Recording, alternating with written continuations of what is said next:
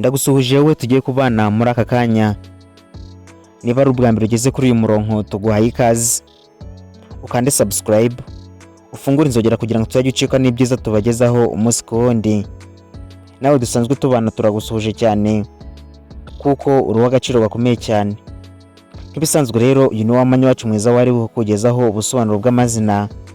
Aka kanya rero tugiye gusubiza mu bakunzi bacu batubajije ngo tuzamugezeho ubusobanuro bw'izina Anna. Muri iyi video turaza kurebera hamwe inkomoko y'iri zina, turebe ibiriranga, ubusobanuro bwaryo, ibyo Anna akunda n'ibyo yanga, intege nke zaba Anna cyangwa se ibibi byabo. Gusa ntitwagenda tutababwiye mu rukundo uko biba byifashe. Nk'ibisanzwe rero nge tugiye kubana muri iki kiganiro, ndi Mizero Felix. Uhawe ikaze.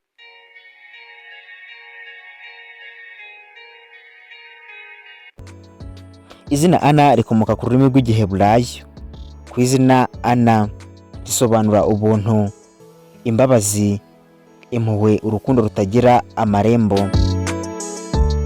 Dore rero ibisobanuro by'izina Anna. Anna bisobanura umunyamahoro, ufite umutima mwiza, ukunda abantu kandi wita kuri buri wese. Afite ubushishozi bwo guhumuriza abandi kandi ni umunyabwenge ukunda gutekereza cyane. Izina Anna rero rikunze guhabwa abana b'abakobwa. Dore rero ibyo Anna akunda.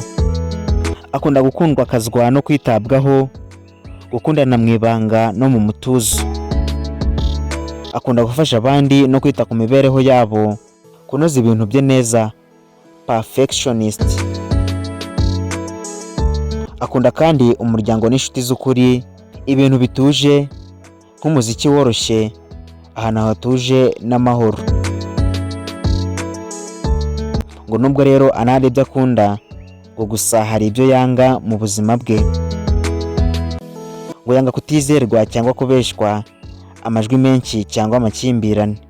Ngo yanga kandi kudahabwa agaciro, ubukonje mu rukundo, cyangwa se abantu b'imitima ibabaza abandi.